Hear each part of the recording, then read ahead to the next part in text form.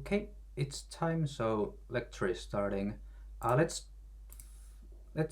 test out the devices first. I had some trouble with the microphone at the start, so could could you just tell me if you're hearing me, or if I still need to fix something? Okay, the sound is okay. That's good. Okay, and I see Chaos is also here, so we have at least two players present already. Yes, hello everybody, welcome in. So last week we had a normal NGD lecture.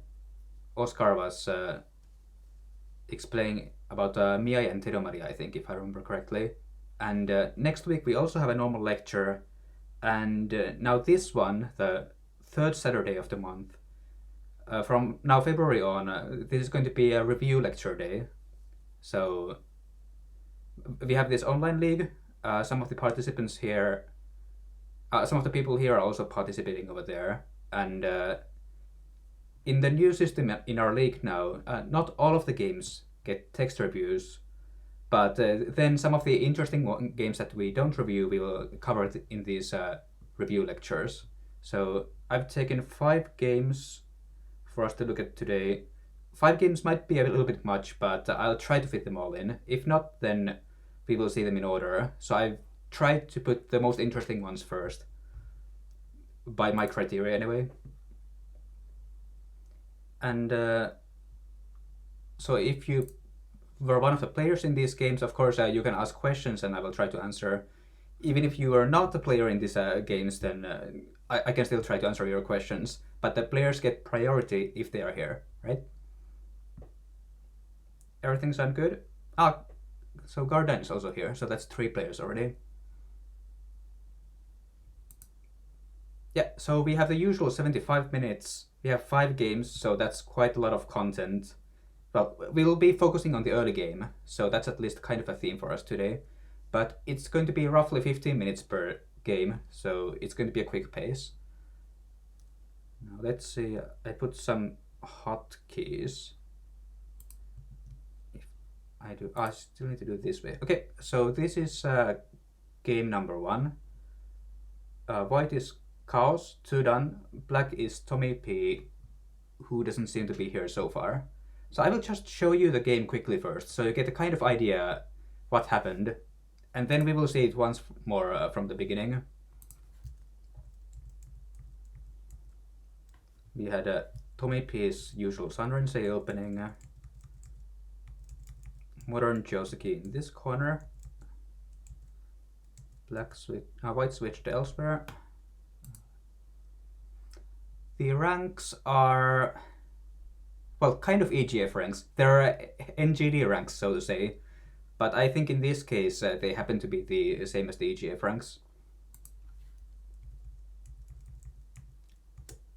So Black took the outside here, White switched elsewhere, Black started building the right side. Then we have a second Modern Joseki here, kind of variant. Black played it differently. White took the nice double camo position. Black started invading, and this is going to be the main focus in the review. So basically this area, how this was handled. In the end, White got quite a lot over there. White got Sente, invaded the right side. And then there was one more skirmish over there. White finally lived in Sente and could also play on the lower side. And when White also lived easily over here, then this game was basically done for. So basically this kind of a shape for this game. Now let's see from the start then. So I think for the first corner we can basically say that nothing happened up until here. Like, of course there are some options for both players here. White could pick the old Joseki attaching here, but White went with the modern variation. Like this. The black stones generally don't have a way out here, so Black just sacrifices while building the lower side. White gets Sente, so White starts helping the O3 stone first. That's totally normal. cut here could lead to some difficult variations. Like, I think I've seen the kind of shape where black also plays double Atari. And which way was it then? I think blocking here might also be possible if black has the ladder. But in this case, this ladder happens to be good for white, so this would be a game over. I think it might also be possible to just push through. But in that case, in this game, white will capture 2 stones over here and get a pretty nice Ponnuki shape just in the area where he wants to have it, so that black cannot build the lower side. So I think probably black's choice here was good. White could maybe also choose to fight in this fashion. But so black leaves the corner. Okay, so white goes out, maybe extending. But this is basically the kind of situation that black would like here. White has 2 groups at A and B, both are unsettled, and black has the backup of the C and D stones, right? So white really doesn't want to get cut in this area.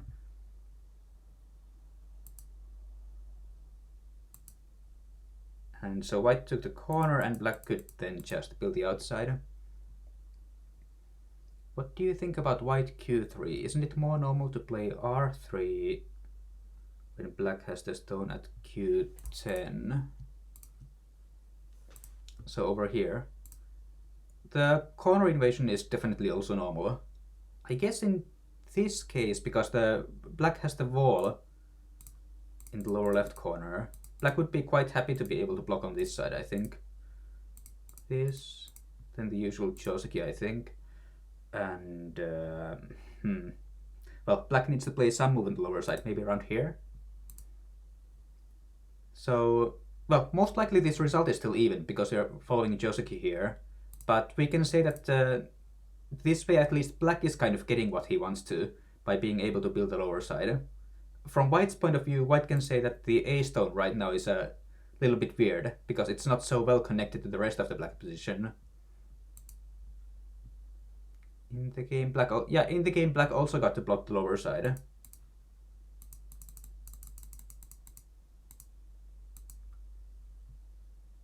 So it's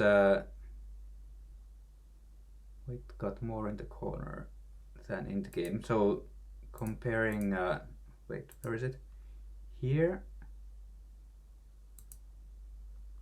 and this one. It is true that in the 3-3 corner invasion, white kind of ends up with a bigger corner territory, like maybe 2 points. But at the same time, also this black position on the lower side is more robust this way. Like in the game when this happens, for the time being, of course, black has very nice shape. But later in the game, it's kind of easy for white to start invading with N4, as we also saw in this game. So because white has the O5 Atari, I think black has to cut here immediately. White gets a free Atari in center, and well, even directly, white could actually maybe start this ko here first. But basically, it's not so difficult for white to start getting more and more stones on the lower side to start invading it. Okay, so Chaos is saying he didn't want to give the moyo on the lower side. If white doesn't want to give the lower side, then I think the easiest way would just be to extend here even. Or maybe you could also slide first, just to make sure you get the ice. So maybe, I think black will take the corner, white extends, black extends. And that would be a simple one in that case. And white can also switch to the upper right corner. So if what white is going for is simplicity, then I think that way would be easier. But I cannot call the choice in the game bad either. Okay, so we switch elsewhere. This time...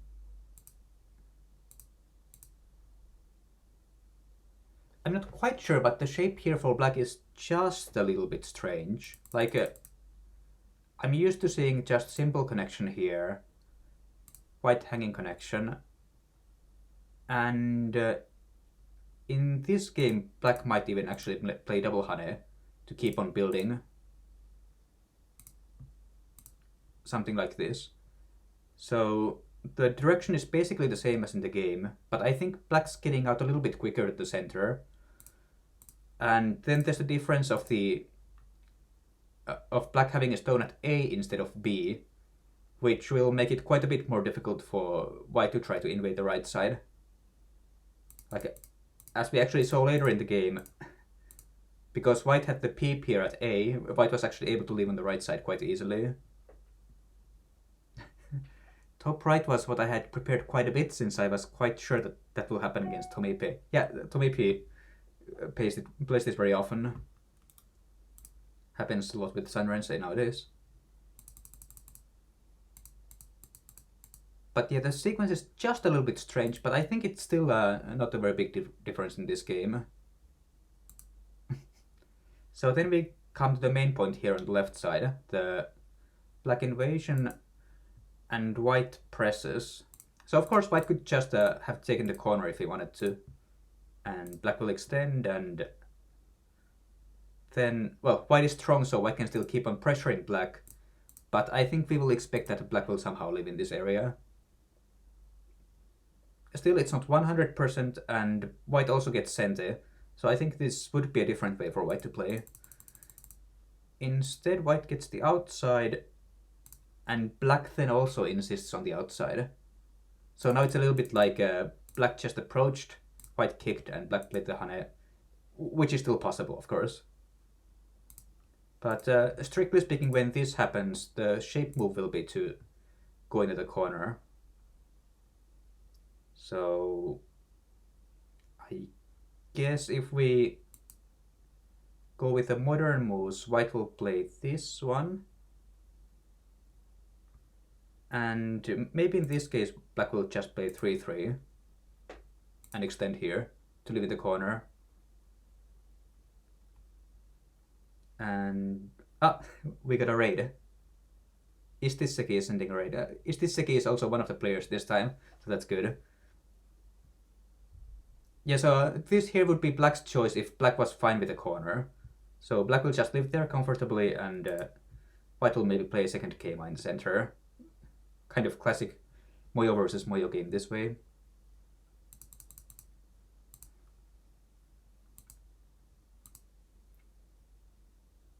We have limited time, so I guess I will not go through the other variation here.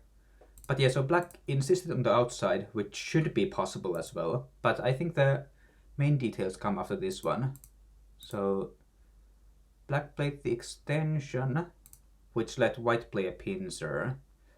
So black's shape is still kind of fine, but now white is getting to prevent black from getting eye space on the left side.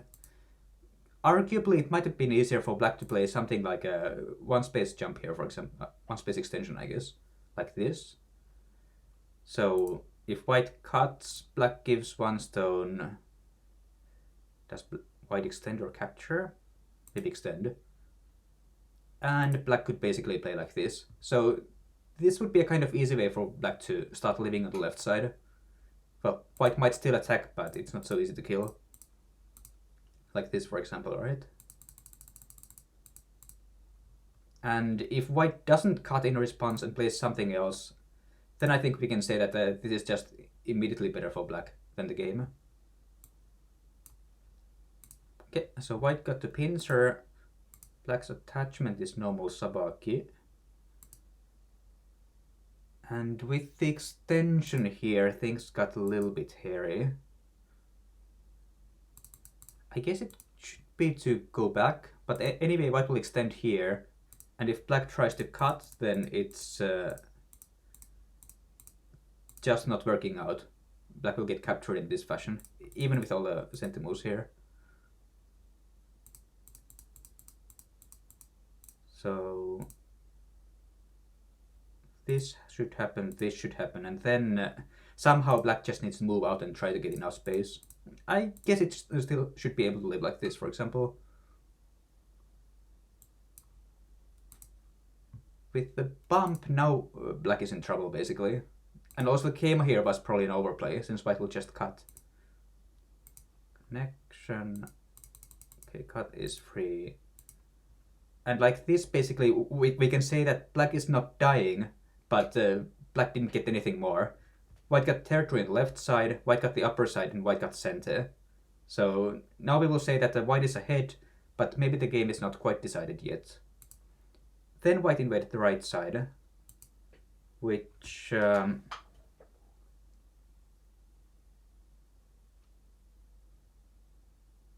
might be possible, but actually looks a bit dangerous to my eyes. Submarine style, yeah. So, okay, that's center. Black bumps and blocks here. White clamps. I think this move is not helping white. So, in the game, black cut here, which means that the white has this cut, counter cut, so to say, and all these center moves. Even just this one will get white something in the area, but because white also has the T10 center, it's kind of easy for white to start building life around here. If black goes out, then I think white is alive already. So for black to go on the offensive here, black should just keep white connect here, let white connect, and then just keep white out. So in a sense, white is connected, but now it's this one huge group that's trying to survive here. White will play this center move here. Possibly still try the diagonal. And once black plays the honey over here, now we cannot see clear two eyes for the white group. Like locally it just cannot live. So white somehow has to try to aim at all these black weaknesses in this area. It might quickly get out of hand like this. This kind of thing. Maybe some kind of attachment, but black has the ladder, but maybe white will squeeze. And white got some extra stones, but the group is still not quite alive. So I'm not saying that this is exactly how the game should go, but I'm saying that this is a huge risk for white, right? Like black was supposed to be a little bit behind after the result on the left side. And then all of a sudden, black can get this attack on the white group, which actually might not survive in the end. If this white group just dies, then of course black has recovered from earlier. So yeah, definitely it would be easier for white to do something different here. Submarine, huh? But arguably the right side is interesting, so maybe just... Well, okay, first of all, if we keep the game simple, then maybe white could just play on the lower side instead. This kind of thing. Maybe extend out. Ladder doesn't work because white has the Keima stone over here.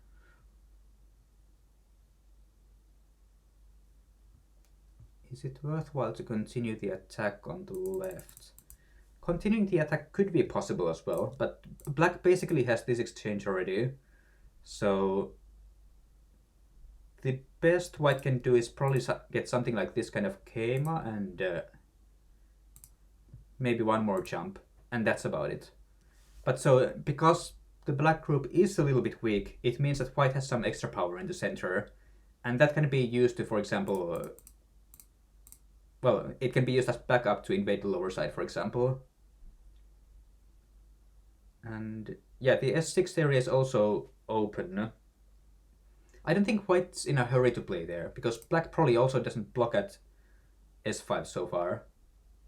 I mean, technically he could, but it's also kind of open to invasion. So usually the timing is that black plays something like this first to try to cover the lid, and then white goes in anyway. So the timing is usually a bit later.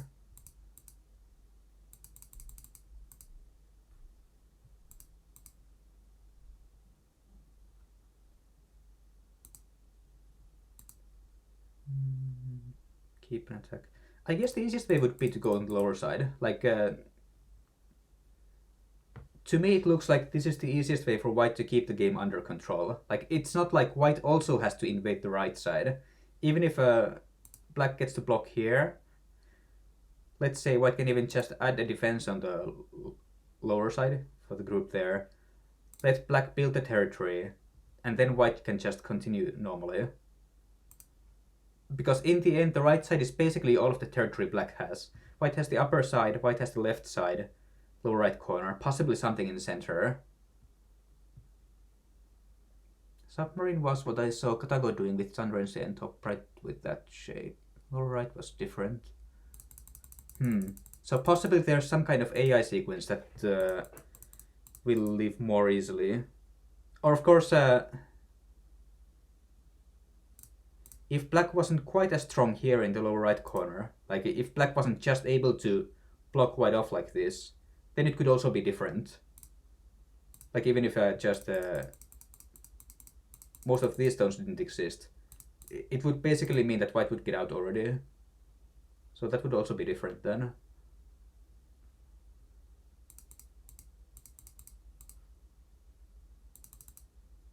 But yeah, arguably that was the main area.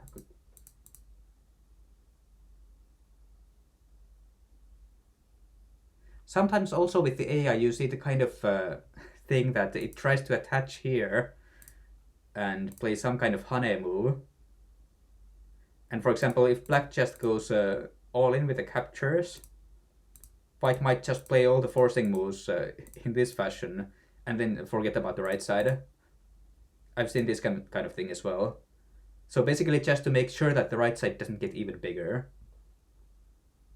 And white starts it from the attachment because that's basically ensuring that black has to keep answering as well. Like if white just plays something in this area, black could possibly even just ignore and white wouldn't get so much. Or black could defend with one move and then white wouldn't be able to get anything further because of the new black reinforcement here at 011. But that could be a possible idea. Okay, but time's running and we saw the main points of this game, so let's go to the next one then. So now I'm supposed to press this and do this. Okay, so now the game information has changed. This time Chaos is black, Halcyon Alex is white, and I will again show the game quickly.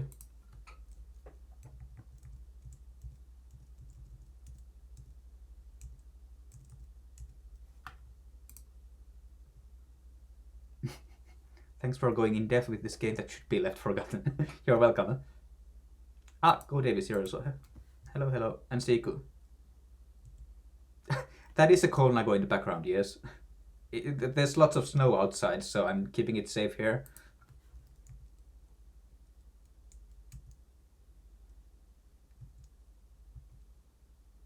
Okay, so we had a kind of classic opening here, I would say. White took a position on the right side, leave it in the upper right corner. Black goes to the left side first, white invades immediately. F4 to E5 was kind of interesting exchange over there. The first... how to call it actually? Happy to see other cyclists in the Go community. The upper left corner was the first area where there were some slightly questionable shapes, I would say. Then white reinforced the left side, black started building the lower side, white started building the right side. Black went for the invasion, and at around here I think white lost control of the game. So instead of just connecting the territory on the right side, white kind of went on the offensive. Black pushes through here. Thank you, is this Seki? So the black stones of course get out when black has the wall in the upper right corner. Then finally white has to come back to defend over here. black gets to cut the L6 stone. And finally, white didn't just simply connect himself over here. Let black cut. And this started a kind of a... I'm not even sure what to call this actually. But all of a sudden white was just dying in the center. And there's surprisingly little he could even do at this point. So finally the center white group just gets destroyed. And the game ends that way. There's a kind of semi-eye, but it's not really much of a semi-eye here. So opening was kind of interesting. Then all of a sudden we had this fight in the center and the game was over. So that's the main shape of this second game. Okay, from the start again. So I would say that up until this point at least the game is totally normal. White chose to pincer black here, which in a sense is actually white cutting himself. So after black jumps to A and also gets to play the E4 corner enclosure, the white B group is a little bit weakish, and the C corner group can also have some trouble if black starts playing like with D, for example.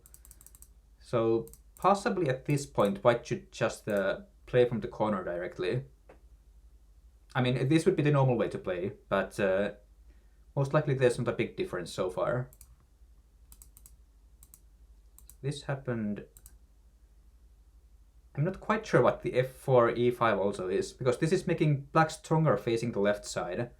So with the exchange, something like black's covering move around here, for example, will actually work to seal white in. So this is giving black more power to fight on the left side.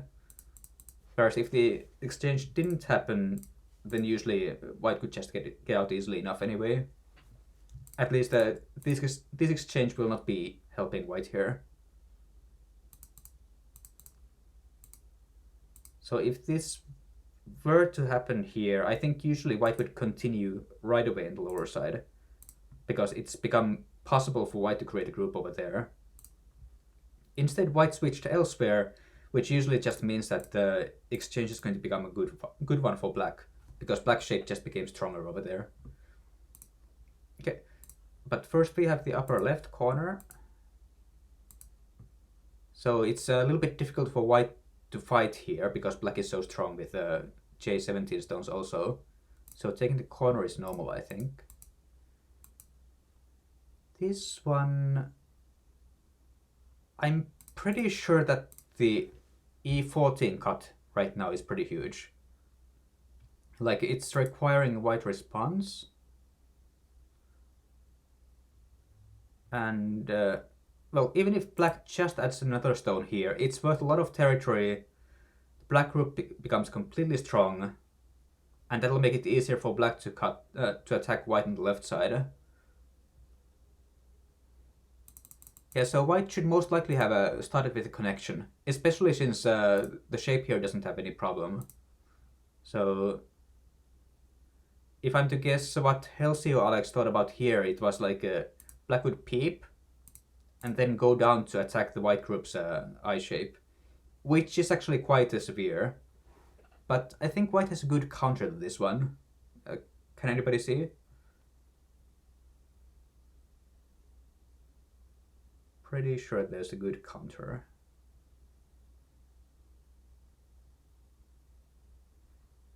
Yes, I'm thinking B13 should be severe. So if black cuts, I guess this Atari is a... Is it a peep to be exact? Probably doesn't make a difference, huh? And if nothing else, white can cut off the center black stone like this.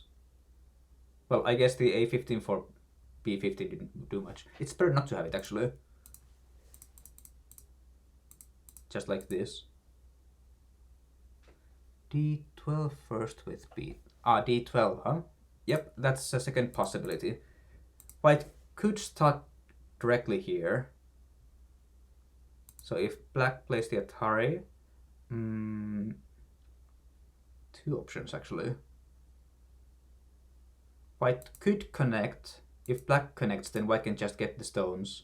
But of course the problem is that the other white group is getting in trouble like this. Like it's severely weakened. So maybe white cuts. So this could become this kind of a co-fight, for example.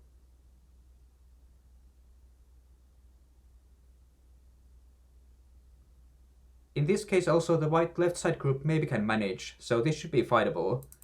But personally I think I prefer to play this way, because even though black gets territory on the left side and the stones survive, this gives white a really strong position in the center.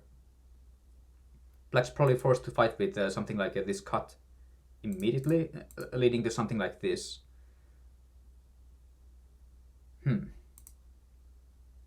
White's actually still not very safe, huh?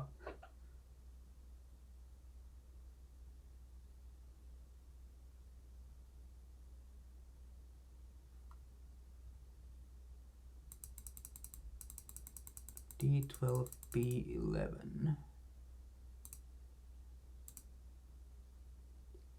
B13. Yeah, so if we get to play this way, then white gets everything, right? But black will not do that. C11, yes, correct. C14. Yeah, this way would be better, since even if black gets to cover, now with this center descent over here, and we also get this one, huh? This way white will be able to live on the left side. So yeah, this looks good.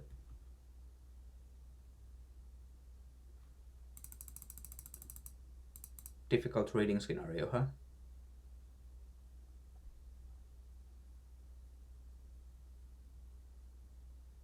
Yeah, I think that's a good one. Anyway, because of those kinds of black shape problems, that area should be a big one. So at least, well, maybe white G17 could be called good for safety, but black should at least be cutting immediately. Okay, yeah, so white's thinking was probably fine. But then most likely white should be getting the connection immediately. It's still extremely big for the black group. And however black defends, then we switch to the other group, I think.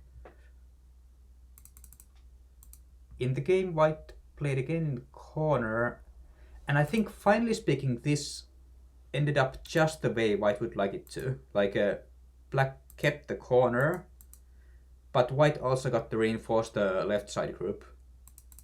Whereas I was thinking that if black just goes down over here, then while arguably white can be able to live here, this is also a difficult choice. Do we live in the corner directly? This is maybe not so good. Push out first.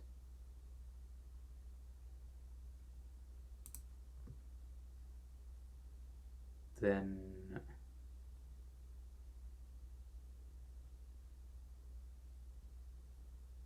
keep pushing.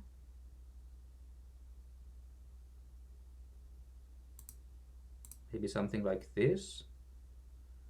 And black goes to the left side.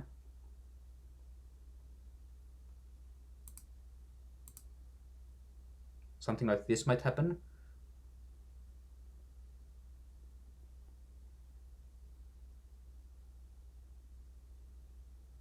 Tough call actually. Originally my feeling was that like this, it seems like black is getting all the control in the game. Like black has this connected strong center position. But actually white is also able to live easily on the left side and the lower sides. So maybe white is also playable? Did black have any better choices here? This game looks weird. This shape looks weird. Yeah, possibly white has some slightly better shape, but he needs to do something or black will be able to kill like this.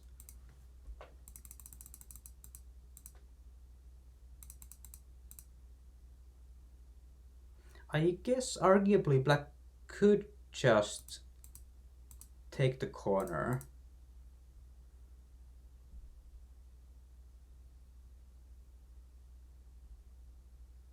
Do we do the classic that shape?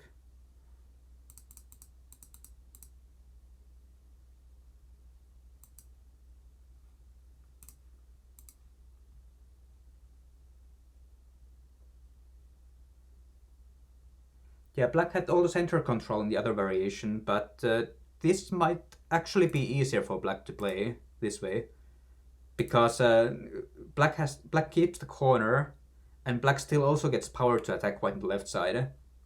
Like with the added power here in the center, I think this white group might actually just be dying.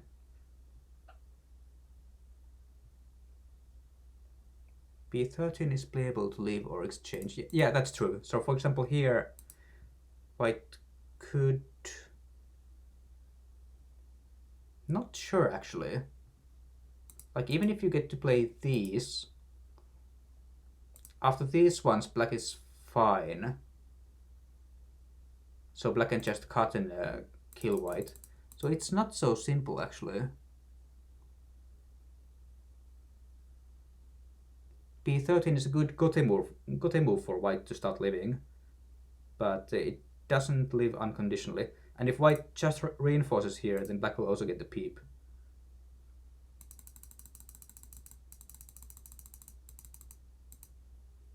So anyway, to me the feeling here is that originally the left side group should be a target for black's attack. And it should be the weakest group on the board right now. So, well, if not for playing this kind of a center move first, then I think white should just directly be helping the group. Like, for example, jumping out or just playing a kind of Keima and extension to form ice for it. In the game, it looks like white is trying to do a smart thing, like trying to get more support from the corner. But at the same time, this is also making it easier for black to actually increase the odds by keeping white cut, hurting the left side group more, and also attacking white on the lower side. So never try to be smart. I guess the thing is that you should be smart if you think you're behind.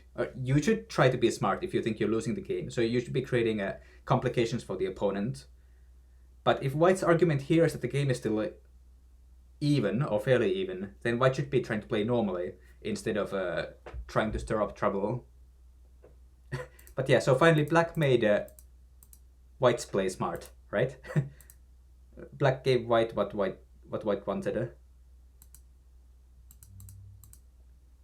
This got played. Then white played the big connection over here. Black ignored it. Most likely the Kosumi would be a nice move to play here. Most likely it's going to be a Sensei, and it fixes the problem. But this is also supposed to be Sente, since black's continuation on the right side is huge. Usually white would just respond. White did play B13 in the game, huh? So black might increase the odds and white might take the deal, and I guess that's a lot of territory. Fine.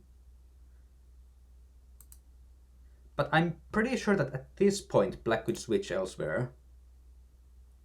Since while the black shape is a little bit weak, it's not like the main black group is dying or anything.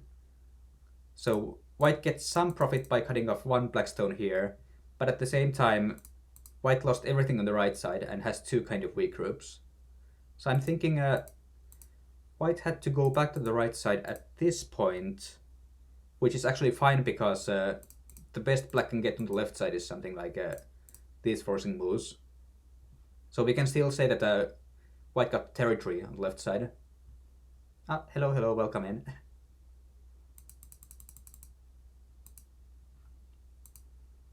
But black did respond and white got the time to play on the right side. White didn't just connect, white played a cap. If P14 is sent E3... that's some earlier variation. Let's not go back there anymore. Cap is wrong.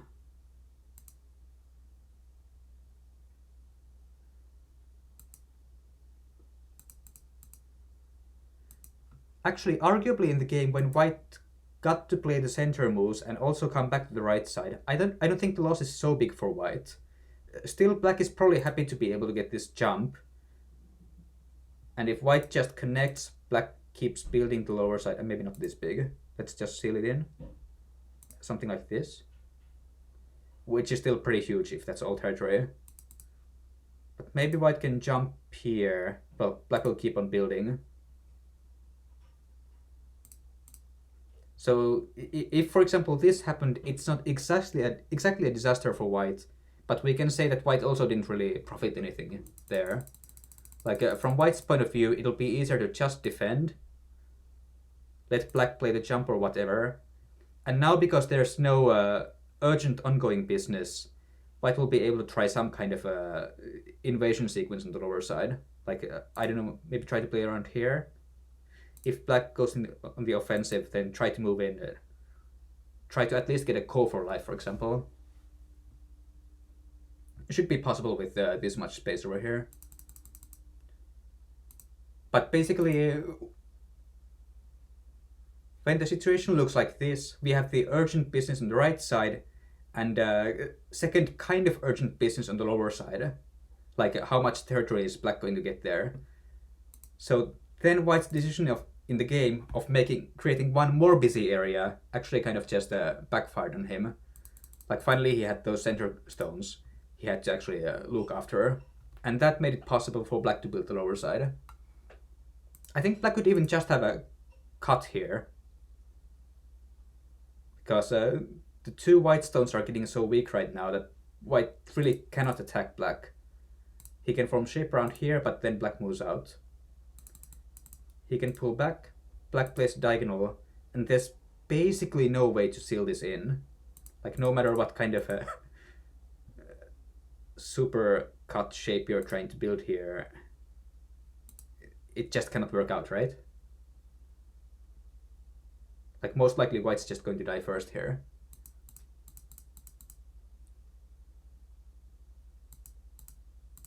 So arguably black was also a little bit too soft maybe in this area, but it's still enough for him. So black built lower side, white still had to go back anyway. Black reinforced, and well, usually white would have to connect, but that will not be enough, so white tries to live in the center. I think there was like one more chance around here to keep the game continuing. Like, for this move, white shouldn't have any time. Like, white should just keep on pushing here to be able to live in the center. Okay, black plays the Atari. Maybe we get this Atari instead. Black captures and we just form shape around here.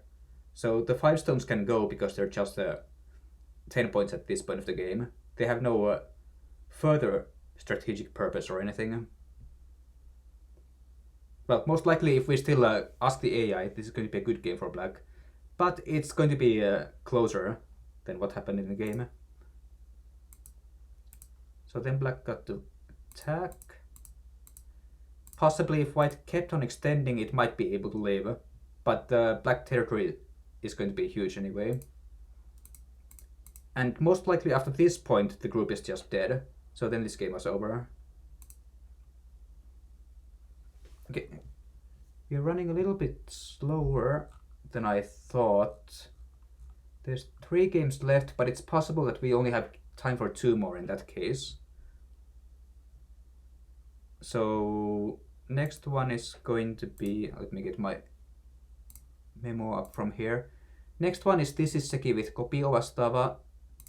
And the 4th one is Yosai with Engelbert. So we're not going to be seeing the Garden with Najaya game because we don't quite have enough time for it.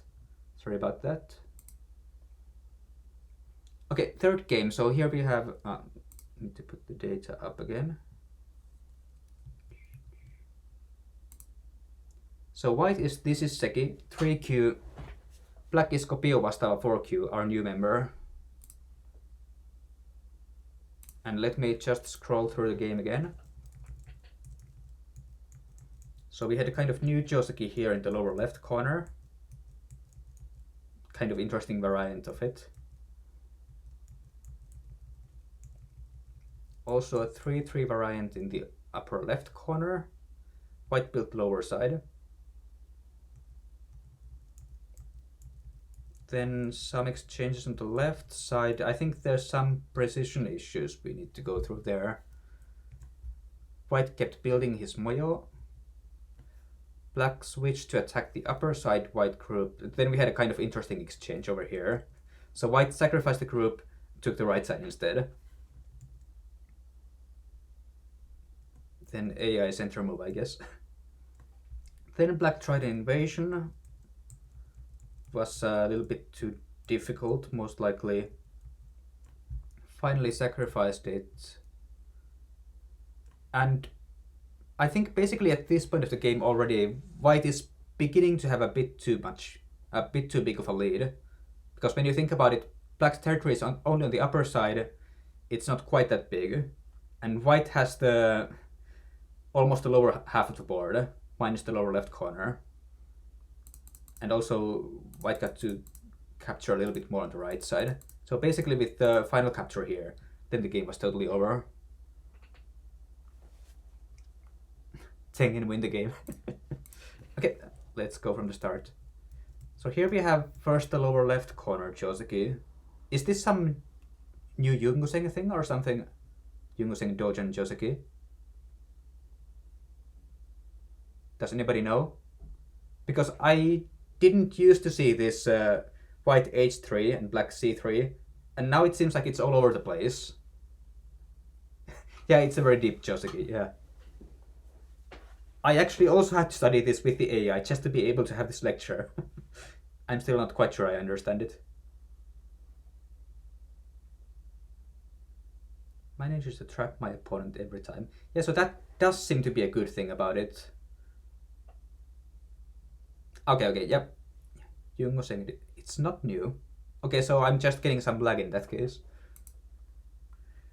Yeah, the h3 pincer is kind of interesting. Like, in the old traditional Go, it was said that it's not really a pincer. Like, it doesn't have the virtue of being the high stone here, which is like quicker at attacking black, and it's not the close low pincer, which can possibly get to connect underneath here. So it doesn't have like almost any synergy with the other stones here.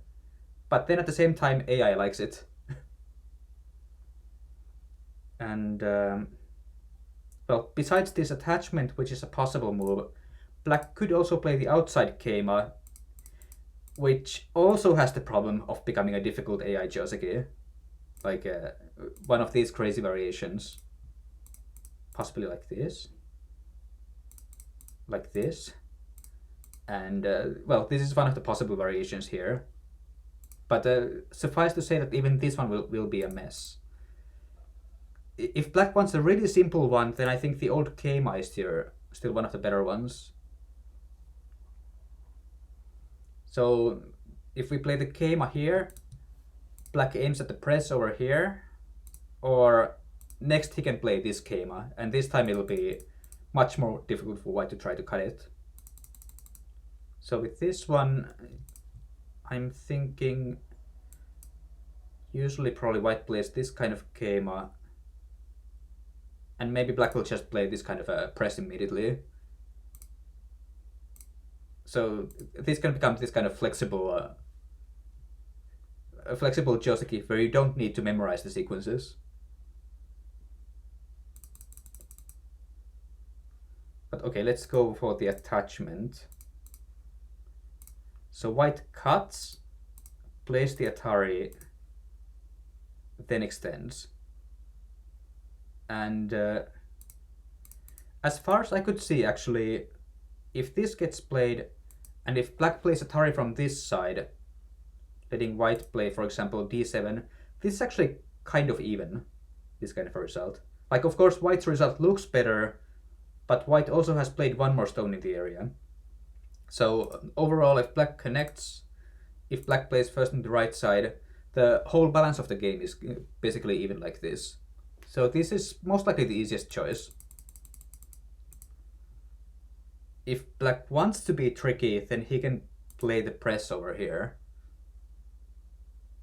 So as far as I could tell, what was it? White's first choice is to take hold of the two stones in the corner, in which case AI mainline is e3. Actually, I saw both of them in my AI, but we will see e3 as well. So in this case, black will play Keima. It's like e3 but slightly better.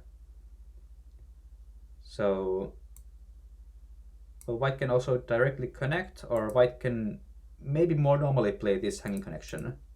So then we just get this kind of a, maybe also these. So this kind of a shape where black has a strong group in the middle. Maybe white can continue playing at the lower side, but then black at least gets the left side. So it's kind of easy to understand for black like this. So possibly that is also why Istiseki is saying that mainline is e3 instead. So if I remember correctly, black plays Hane. And it doesn't make sense for white to go back in the corner because black goes down. White takes the two stones, and black can maybe even just jump here. Like there's a small feeling that white just helped black get a stronger shape with the AB exchange. So I think we assume that white's then going to also play Hane here. In this case, black will switch directions. So black just blocks c6, white kills the stones in the corner, and I actually think usually black plays elsewhere immediately, but like if you want to see what the result looks like, then you play this cut first, just to get it, and then you force this one, you force this one, and some agi remains with g2.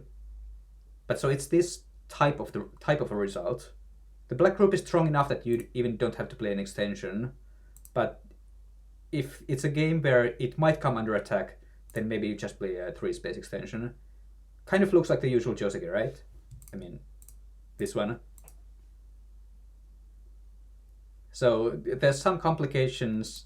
If you know it correctly, then surprise, it's a normal Joseki.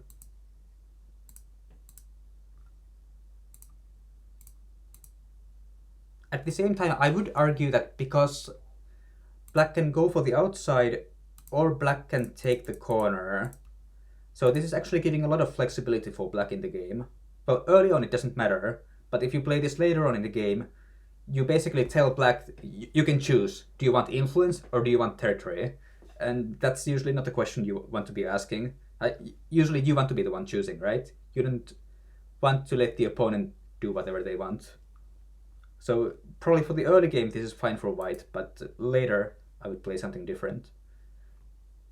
Now in the game black played c1, which is just strictly worse than b2, because white gets to force this one also in center later in the game. So it's like this happened, white got the block for free, black captured. Alright. Then there's some small details, but I think they were not big mistakes, any of them. Black extended on the right side, white fixed the shape, black took a big corner, 3-3 variation, white played Hane. I seem to remember this is not exactly correct, but also it's not a big mistake or anything, like 1 point at most. So I think this doesn't matter for this game. White built the lower side. Black took the upper side. This might be a bit early considering how strong the white group is. Like usually we would want to play on the left side first. The left side can be a white framework, black framework, or it can be a white framework. So usually you want to take that point first. Upper side can at most be blacks. So it's kind of it's actually close to half the value comparing to the left side in that sense. So white took the left side. This was a little bit slow for the shape. Like usually you play the 2-space extension, but black responded to it. Black could have also played something like pincer around here, for example, which maybe would let white play this in center eventually, but white would also have to defend his stones in this fashion, like some kind of a slow I-shape forming move like this. Instead, white got to make this a nice white position, so now it's actually becoming a framework there. Black intercepted around here.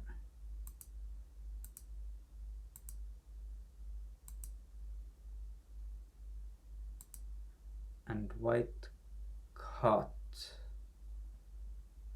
Most likely this is actually helping black in this case. Black gets to play the Ataris from the outside. This move is imprecise, like this should be at least one further off, because this way black shape doesn't have a cutting point, so it's just stronger facing the center. I'm thinking that white doesn't want these stones to be there. Like white would just, well, locally speaking, white might prefer something around here instead to more quickly affect the area in the center, and maybe also aim for, I don't know, this kind of a cut, among other options. For now it feels like white is helping black get a stronger shape there. Then the right side is definitely big. Black played L18 at this timing, which looks off, since the R9 cut is quite big. Usually black would connect there, which of course does give white the option of attaching here, and if black plays Hane to cut and get something.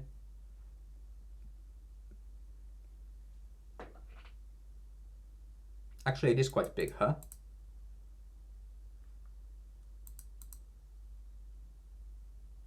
Okay, I'll take that back. Actually, L18 is quite big.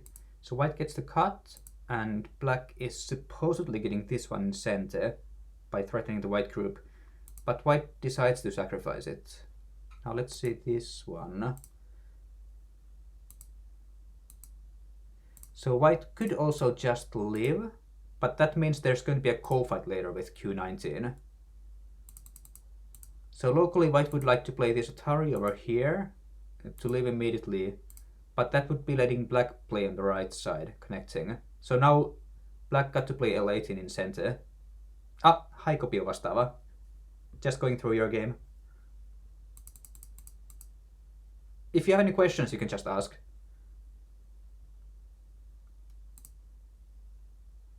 Okay, so this is kind of interesting actually. Like usually I would say that the right side is bigger, but it can be that in the context of this whole board, actually L18 next is kind of Tedomari. Like whatever black plays next is not going to be quite as big as this move. That's what we call Tedomari. So black's resisting seems reasonable. And then white's fighting back is also reasonable, so that black doesn't just get the L18 for free. And then territory-wise this is quite big, but because the core remains, it makes sense for white to just sacrifice the group. And then we get this huge exchange here. It felt really good to give those stones away for 4 moves. It is kind of... yeah, I can understand that. And then the center. At least later on black can play like this Hane connection. Maybe a tiger actually. To salvage something out of it. But even then white also got a good amount of territory. So it actually does make sense, huh? Okay, then the main point of this game is black's invasion attempt on the lower side. Because I think for a moment black got much more here than he was supposed to. White played Hane, black cut.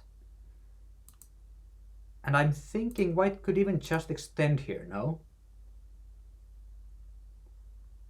This way, even with something like S7 being sent if necessary, this is still not enough for any kind of an I shape, right? And this one will just die also. So I'm thinking, like this there would be absolutely nothing for black. In the game, white played this Atari, which creates a kind of a, not exactly a ladder, but this can be a call for the corner. So white had to play in the corner. But this means now that on the outside, the white A stone is super weak. Like it cannot be captured, but it's got kind of a ladder aji. So while for right now nothing works for black, if black doesn't continue immediately but plays something like let me see. Okay, let's go inside from around here, for example. And if white tries to maximize his territory, okay, I'm just going to go through here a little bit. White has to save that stone. It's not exactly immediately, but sometime later in the game, black's actually going to get a ladder breaker for it. Like this kind of a thing, for example. White would like to be able to resist, but then the ladder starts working. K2, J2, N3.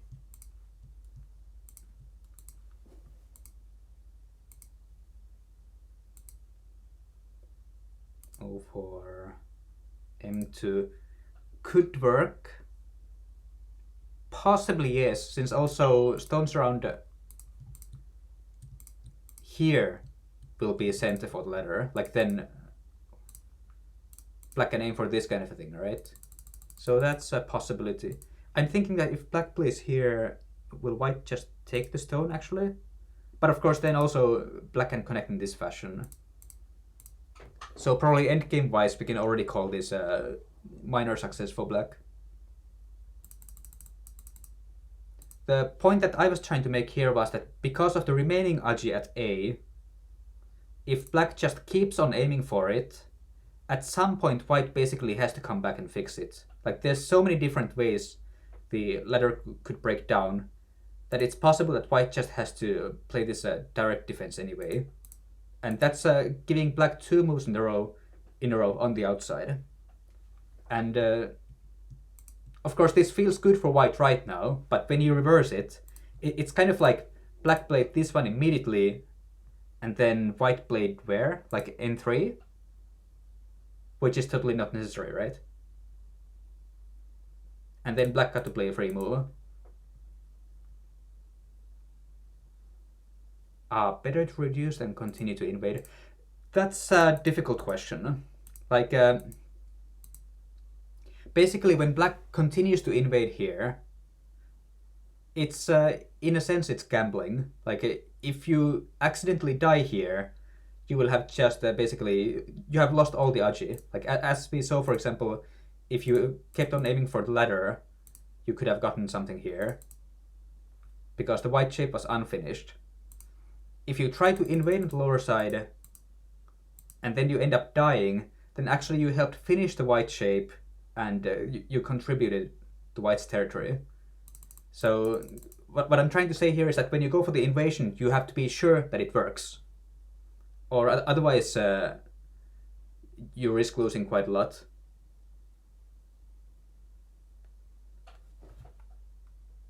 So generally speaking, if you're not sure it's working, then I would recommend to go for the reduction instead. Or, well, basically you're supposed to be playing in a sense that you can understand. So you cannot do something that you cannot read out. So you should try to keep the situation so that you can understand what's going on. So then, well, if you cannot find this move, you can probably think of some other reduction, like for example in this area. And like this. And even if you cannot see, for example, something like J2 might be able to work also, at least you can play the monkey jump, right? And it's possible even this one has surprising aji for white. If white tries to directly block it, maybe you can fight. That's getting some support moves around here, like this. This might give black many chances also to at least start a co-fight for the group immediately. So even if you don't use it immediately, because the bad potential remains over there, it means that white has to pay for it later on, in some shape. And so it doesn't mean that black just has to be... It doesn't mean that black has to try to use it immediately. That's not the only option. Okay, but so basically... final thing was basically black should play the honey connection first on the right side. That's a free center. Then black could extend here, and if not for the loss on the lower side, this would still be a close game, I think.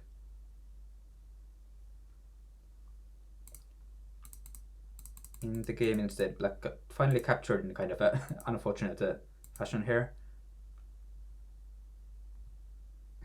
I saw many good reduction moves in the game, still took the invasion route. Does that mean that I'm a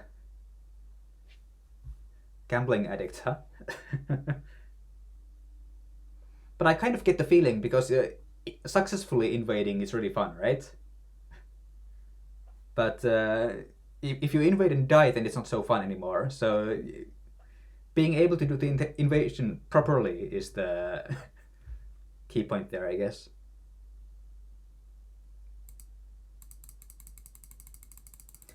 Usually also for invaders, actually, for the invading player, what you want to do is actually to try to aim at the opponent's weaknesses. Like, when you think that you want to invade some area, your job isn't actually just to try to create a living group. It's much easier if you try to aim at the opponent's weaknesses and make use of them, like kind of like attacking the opponent, even though actually it's the reverse. Like because the A stone might be captured in the ladder, you should maybe attach here instead. And if white plays Hane to like cross cut and try to exploit the Aji immediately, white defends, then you can attach something like this, trying to create some kind of driving Aji. So you let white respond there, and then finally, maybe you're taking hold of the center stone, that kind of a thing.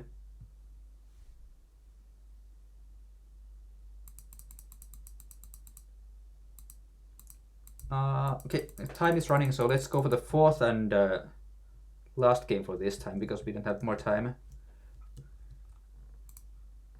Okay.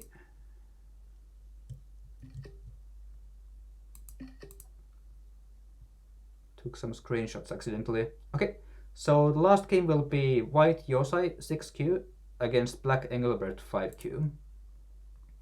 And just scrolling through again. We had a Chinese opening. Then the modern attachment over here. White built the upper side. Then we had a slightly imprecise Joseki in the lower left corner. Then black started invading the upper side, and white unfortunately forgot to extend the K17 stone. So black got to capture it, and all of a sudden the white possible territory turned into nothing at all. So after that, the game was basically about the other white group trying to survive here, but that wasn't so easy at all. And black just took control of the game. So we will just see the opening until at around this point. Alright. So black just extended around here, approached. It could also be interesting for black to keep building the upper left corner, just as an option, of course. Like, this is also aiming at an invasion here. Black will be able to get some territory. So actually quite often white will answer by jumping, and black can maybe make a corner enclosure, for example. Of course, nothing is wrong with the approach instead. So white played the attachment. This is basically a normal Joseki sequence. I think usually white also plays the Hane first. And then he could, for example, take the lower side, or, well, keep building, or take the lower left corner, many options. White instead invaded immediately, which is, actually it's possible, huh? If we think about it in the sense that white's aiming for this weakness here, for example, trying to cut off the one black stone. And if black tries to resist, then white can go through here. So I guess in this sense the C8 stone can still be working. Okay, black took the corner, which should be possible.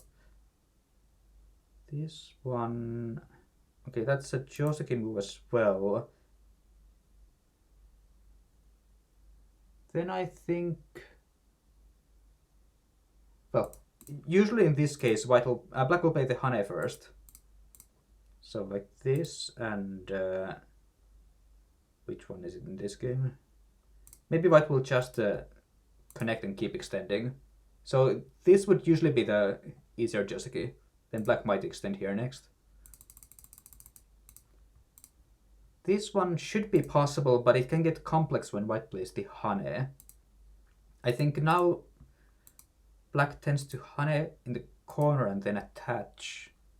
White cannot cut that one because black will move out. So white blocks from the outside, letting black live. And now because of the weakness at e4, most likely white wants to add some jumping stone, for example, here. Or maybe even just a connection. So that should still be possible. This way in the game...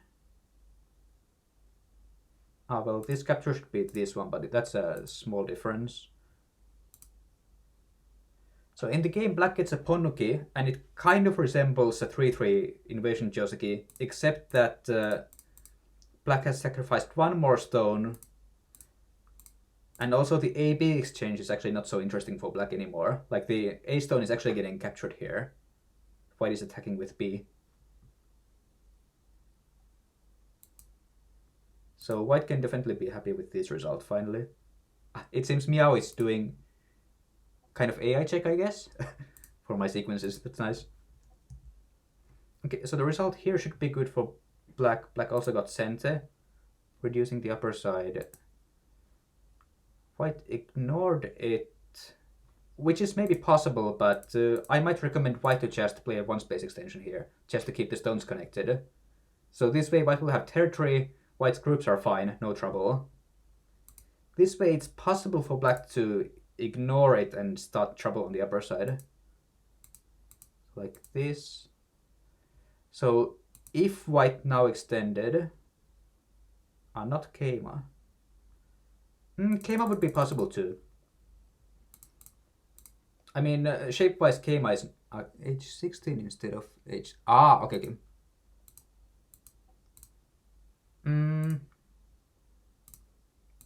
Well, yeah, usually when the opponent plays a cap, you're supposed to answer with a Keima, right?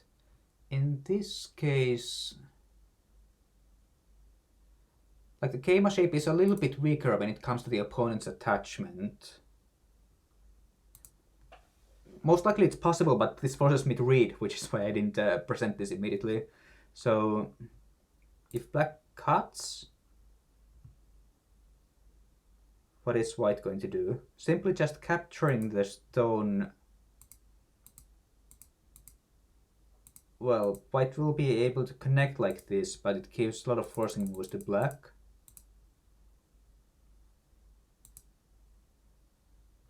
Or white might do like this, but...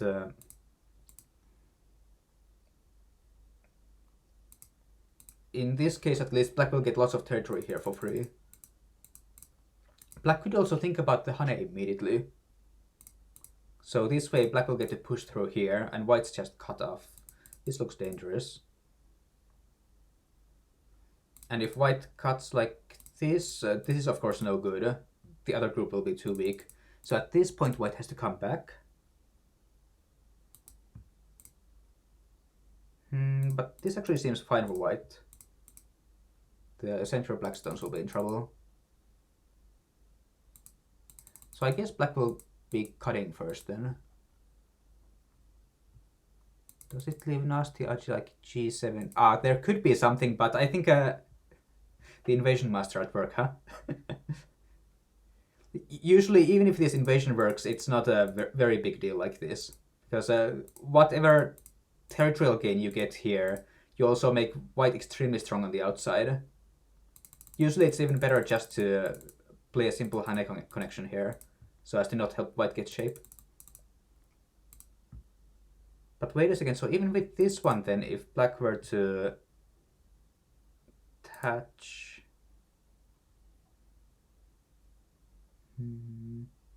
I guess there's actually not a big difference in this case. So both a Keima and one space jump should both be fightable, I'm thinking. I like the audacity of G18. It's got some spirit, alright. But yeah, so the main part was definitely this one. White had to save the stone at A so that black B and C stones keep also cut. So, of course, black's going to keep on fighting, and that cannot be helped. But the game will continue like this. So, black pushes out. then place the Atari here. Turn here is very nice for getting control of the center. Maybe black goes out once. And now we need to read a little bit, I think. Ladder is good for white. Okay, so the ladder I was reading was this one. And here. And whether white is able to go down here or not. So this is the ladder I was just reading. This happens to work for white, so black is just dead in this case. If it didn't work for white, then most likely he would play the Keima here instead. And actually black might still have some hard time trying to kill this white group here. Actually, maybe not. Well, but if this didn't work for white, then he would simply play some kind of preparation move here instead. 3 stones are something that can be sacrificed if necessary. But it happened that in the game this net over here actually works, so white should just go for this one instead. So this, maybe black plays 1 push, like this. And finally, should this be played? Not sure. Some kind of hanging connection around here. This could be the kind of result that should follow. And of course, black got some territory on the upper side, and white's outside shape is not completely perfect. But that's basically to be expected, because white also played elsewhere first, right? White could have just reinforced somehow, but he figured it was fine, giving black the option of starting complications here. Then it's just normal that your result there becomes a little bit worse. You let the opponent get something, you got something else instead. Game continues, right?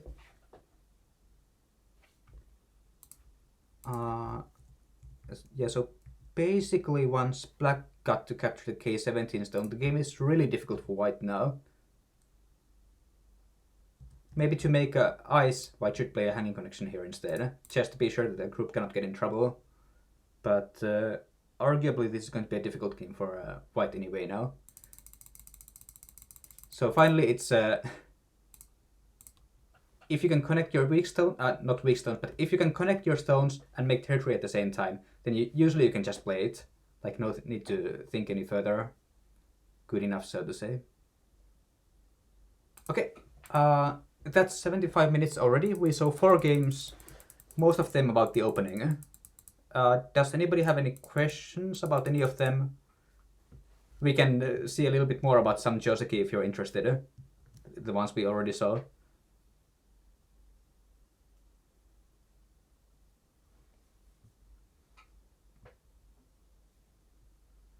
And while I'm waiting for the questions, so in 1 week there's going to be an NGD lecture. It seems like Elian, the Romanian 6 Dan, is going to be holding the lecture for us that time.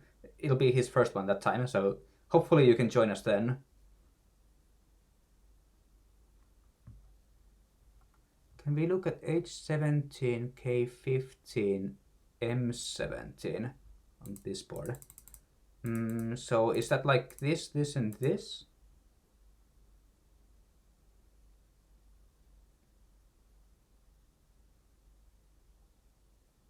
You mean this one?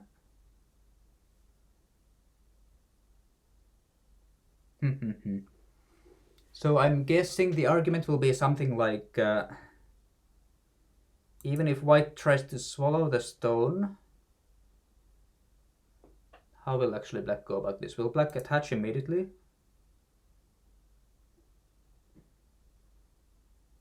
Or will black first go down?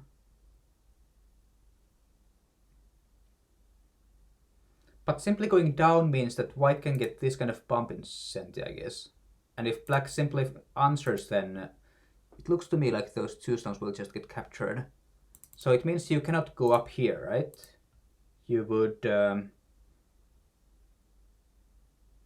would you try to cut white first, or would you just connect?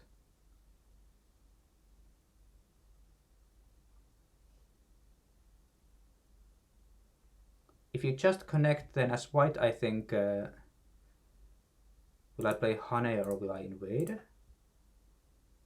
Maybe I would invade in this case.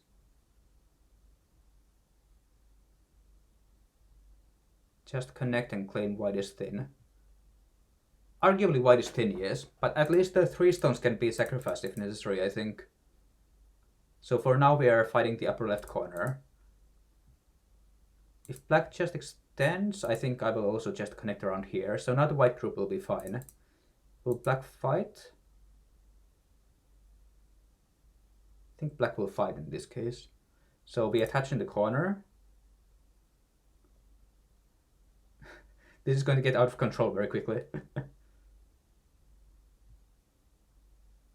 Pull back. Hane.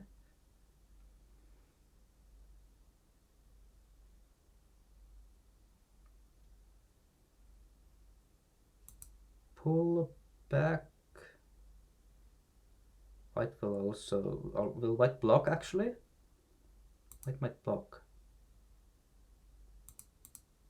Black will connect.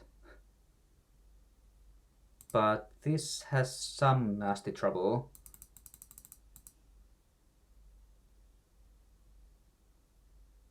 Like, it's difficult for sure, but my feeling is that white can also fight this kind of flexibly. Like, the group is thin, but parts of it are sacrificable, and black is busy in the upper left corner. Probably black should wait. Yeah, usually black will wait a bit. Like, at least reinforce the upper left corner first. So this might be a different case altogether already.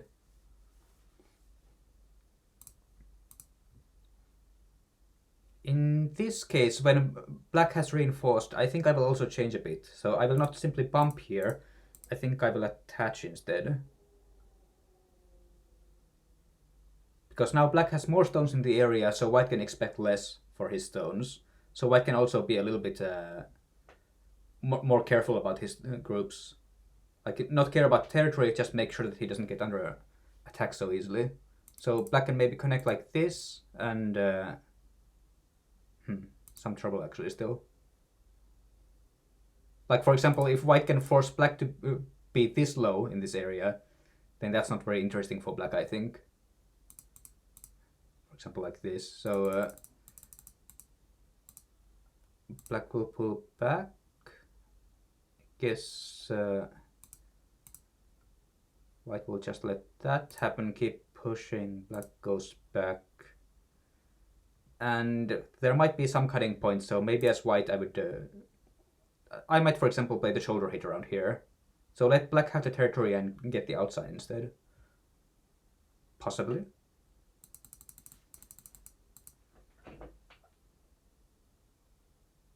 It's probably also possible for white just to ignore this one, just play elsewhere altogether.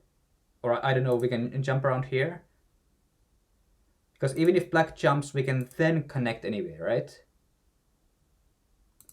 Or if black bumps, then we can connect, black can connect, and then we play elsewhere again. So, while it's true that black can invade here, and it's not so easy for white to capture this black stone, also the black follow-up threat on the white group isn't that special. Like, it feels like black is attacking white's territory, not the group. Which seems to give white many different options for how to play about this.